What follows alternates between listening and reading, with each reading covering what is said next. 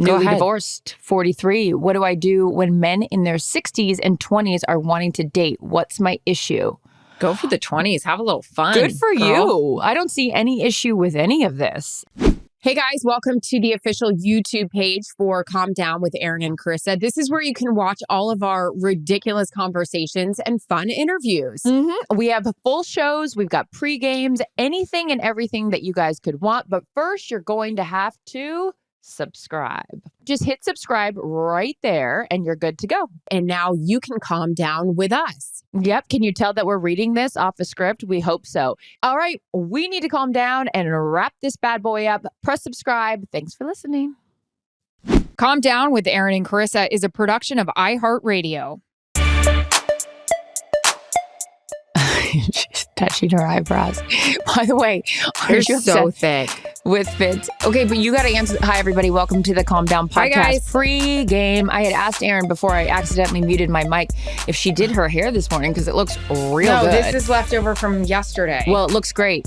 Kylie, you have to answer the question. Kylie, we love Kylie.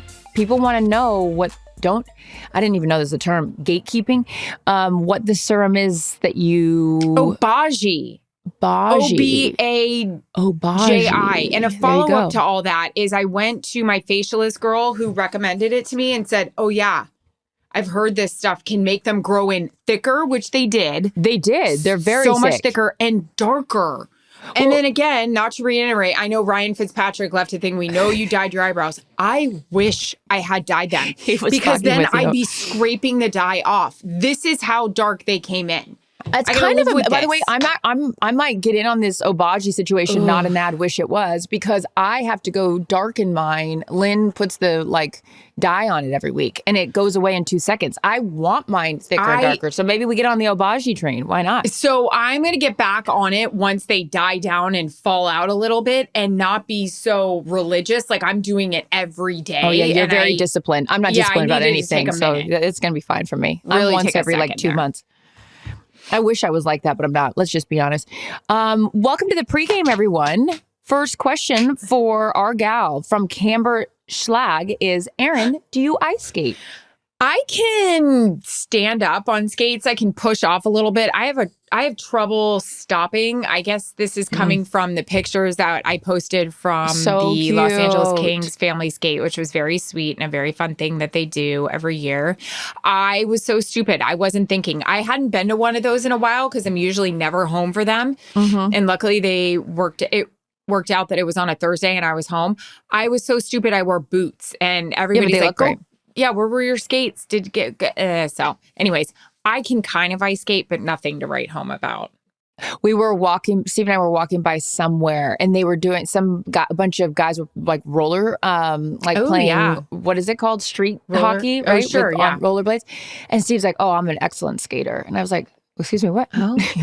I go, what, from all your days growing up in Wisconsin? What do you mean you're an excellent skater? And he goes, oh, yeah. He goes, Jared would be very impressed. You should see. He goes, I got to get out on the ice with him. I go, okay, so you're going to stand next to the 2-time Stanley Cup champion and your days in New Jersey are really can't wait to see that. So we do have to get that going. That would be amazing. Well, I'll be in the boots. In the stands. There's no way my ass is out on the ice skate. I remember my neighbor growing up, her name was Nikki DeLong. I don't know where she is these days, but her family was rich and we were not. And her mom always put her in ice skating and she had on the tutu, the whole outfit and these beautiful white skates. And they took me ice skating one time with her and I looked like Tanya Harding from the trailer park next to Nancy Kerrigan. I was like, I could not ice skate. I couldn't anything. I had little rags on. It was so humiliating. That was the last time I ever went ice skating. Well, we will take you. Blue Mind Living. How do you handle judgy, noisy neighbors? I don't know. We don't really talk to many people. I got to be honest. It's not because we don't want to, but we barely talk to each other because I'm never home. So judging, I'm sure our neighbors are judging us. Yes, whatever. People seem to know our business around here. Our problem is where we live, all the houses are so close. So even if you're kind of getting into a Mr. and Mrs. on a walk with your dog, Jared's always like, shh. people can hear us in the street. I'm like, okay. Oh, yeah. Yeah. My neighbors are right on top of us. And I told you a couple weeks ago when my car got hit out in front of my house. Yeah. First time I met the neighbors to the right of me right here was because they came running out and didn't know what happened. And she was like, oh, your car is totaled. And I was like, look, lady, I don't need that right now. That was the introduction to my neighbors after living here for 7 years. I am very close with the one on the backside because like when I leave, especially after the break-in, I'm like, hey, Jerry, keep some eyes out. Eyes and ears on the old neighborhood patrol. Yeah. But yeah, no, I don't have nosy neighbors. I definitely have that thing where it's like if the door's open or sometimes like my bedroom window faces out to the neighbors too. And I'm like, can we close the curtains? They don't need to see everything that's going on. Not like that, but just like in life, like close the curtains, lock it up a bit. So yeah, I don't know what to tell you, Blue Mind Living. How do we deal with nosy, judgy neighbors? Oh my God. Actually, ignore them? Wait. Hold on. I totally forgot. I was the neighborhood patrol the other day. I heard I have 4 neighbors that I can see from right here. I heard the dog in the neighbor was barking and barking and kind of has like a whiny bark of like, like, is it hurt? So I said to Steve, I go, throw a treat over the fence. And he goes, well, wonder if they're allergic. I go, oh God, then the dog's going to die and we're going to be responsible. And then we're getting cameras out. Who threw the treat back here? The dog died. So Murder, I said, she no. wrote. I said, I'm just going to go over there and knock on that door and see what's going on because anything that has to do with an animal, like I can't handle if this animal is being harmed. And I've been like privy to this for weeks and not done anything about it. So I marched my ass right over there and I'm the nosy neighbor and I knock on that door. I heard talking in there. They didn't answer the door. And I was like, I'll come back next time. So like a couple days later, I went back over, knock, knock, knock. She answers the door. Couldn't have been nicer. I said, look, I'm your neighbor over here and I hear your dog crying. Is everything okay? She was like, oh yeah, he plays with this ball and he likes this ball. And so then he gets so excited. And I was like, okay. Turns out she works at the animal shelter. So I'm the nosy neighbor that's making sure the dog's like not hurt and she's saving dogs. So all is right in the neighborhood. But look, you got to do your job. Yeah. Are you writing about me? You got to get out on the streets. Anonymous. Yep. Newly divorced, 43. What do I do when men in their 60s and 20s are wanting to date? What's my issue?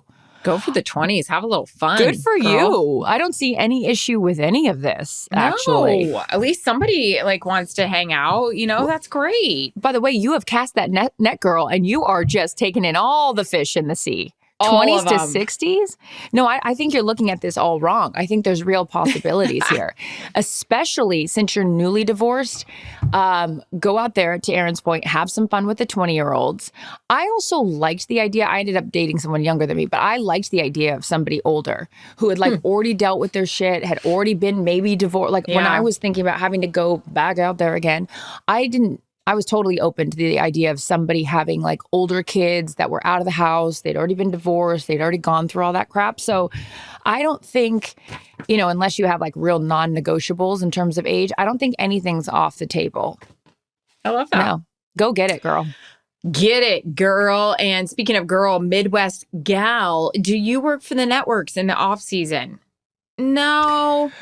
I'll do the Belmont Stakes because I love horse racing. I do that for Fox. I've done that the last couple years. I really enjoyed doing that. But yeah, that's I'll do my NFL Films long form features that I do for NFL Films Presents. But no, as far as for Fox, no, we don't do any other coverage. You used to do baseball and football, but now college since basketball. we're just college basketball. That's right. Nope. NFL. We try to have a life. Central focused on that. Yep. Go ahead. C. Jasinski? CJ Jasinski, 65. What is the most fun time / event you have had together? P.S. Love you guys so much. Well, first of all, thank you. I'm sorry if I butchered your handle. I was just thinking about it today, actually, since the Eras tour culminated last night in Vancouver. Very jealous of my sister and my niece who went to it. My niece and my brother went to the one the night before. Of course, being from Seattle, that was the close proximity for them.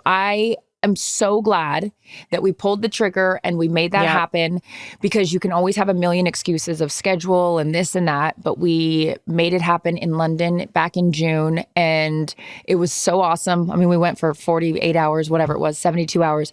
But I think that that's up there on my my list of fun adventures with you. What about you? Yeah, that was a good time. We've had a good time in Montana. We've had good times in, where the hell did we go with the seaweed? Oh, Tulum. We went to Tulum. Shout out to the Stafford for hosting all of us. No, that was really fun. We also we're trying to get a vacation on the books for this off season, because if you don't plan it, then it doesn't happen. But yeah, I think we're doing a better job of that than we have in the past. We usually have a pretty good time everywhere we go. It ends up in some shenanigans. It's fine. Okay, Blake Johnson 2898, favorite Christmas tradition your family had when you were a kid growing up? There was a neighborhood, and I guess like whatever, families do it all the time. There was a neighborhood right where we live that was kind of like the ritzy neighborhood, and so we'd go and turn in and go around and look at the lights. Look at the lights, and that was always a big deal. I forgot what it was called. Barrington Oaks. Oh, we had one of those too. Ours was English Hill. And all of my friends lived in English Hill, but I didn't. But they always had like the cool lights. Another tradition is my dad and I always watched It's a Wonderful Life on Christmas Eve. I'd go to church with my grandma and my mom, and then come home and watch that with my dad. Always made cookies, Christmas cookies with my grandma and my mom. We'd have a big Christmas bake-off thing. And then Christmas Vacation, that movie was on repeat and still is. Yeah. You know what I was thinking about the other day too is, and now as a mother, you're like all of these traditions and all of these things, like that was all our moms and dads. Like think about it. Traditions don't happen if they don't initiate it or start something. And so it's so fun. Like when you think about like my mom still to this day does stocking. We talked about it when we were on the phone and you were going to get stocking stuffers. Like all of that stuff requires effort. As I just got back from Christmas shopping, so did you. It's exhausting. And it's like tired. When you think about all of the things that our parents did and you don't even realize like what they're doing, you're just like, oh, this happens. Like wrapping, all of that crap. Yeah. And it's if they don't do them, then you don't have traditions. It's very sweet. It is. And my mom had a full-time job. My dad had a full-time job. Like I have help in all areas. And my problem is right now in the middle of the night, I am waking up, laying there going, shit, who did I not buy for? Shit. When am I going to finish this? It's like, I cannot shut that down right now in my brain. Crap. What are we serving for Christmas dinner? I just realized another thing I have to write down. The lobster guys that want to send stuff. Like it just. Rich. We can talk about this on the big show. I have as the holiday season, is now upon us. I was like real cocky. Yeah. The tree's been up since October. I thought I did all the shopping early, and now I'm doing what you're doing. I'm like, and this is always that thing. Again, I'll save it for the big show, but here's the tease. Wonder if someone gets you a gift and you didn't get them one. Those auxiliary gifts that you have to have lying around. We'll talk about it. Oh, yeah. Next, Anonymous, how do I get over feeling guilty about an upcoming plan my husband and I have? My dear husband has been very supportive of my career.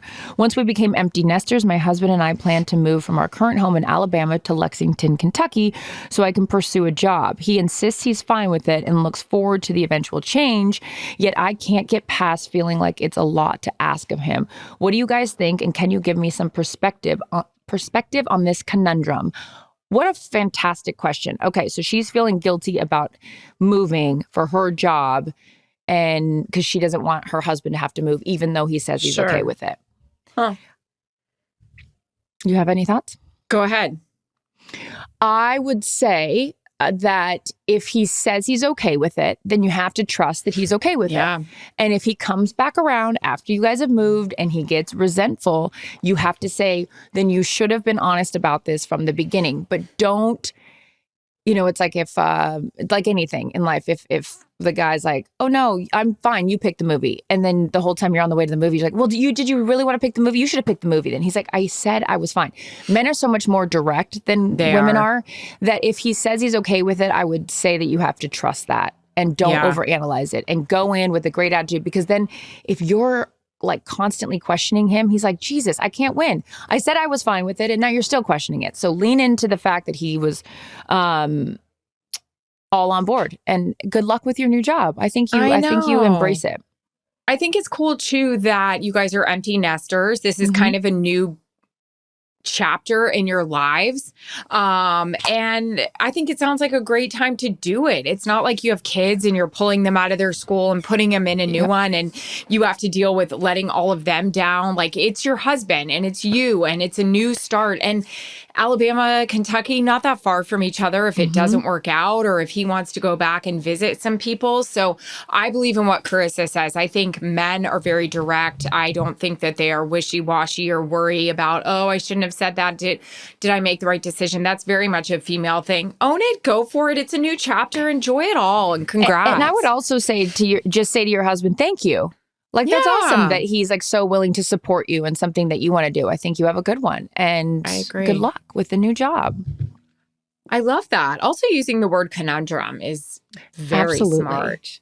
That's like a Taylor Swift song. She always uses all these words. And I'm like, God, I know we had to look up a few of them on the new album when it came out. We were like, what is that?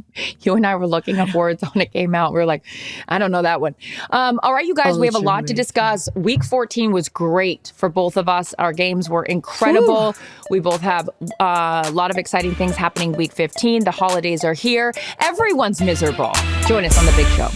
Calm Down with Erin and Charissa is a production of iHeartRadio. For more podcasts from iHeartRadio, visit the iHeartRadio app, Apple Podcasts, or wherever you get your podcasts.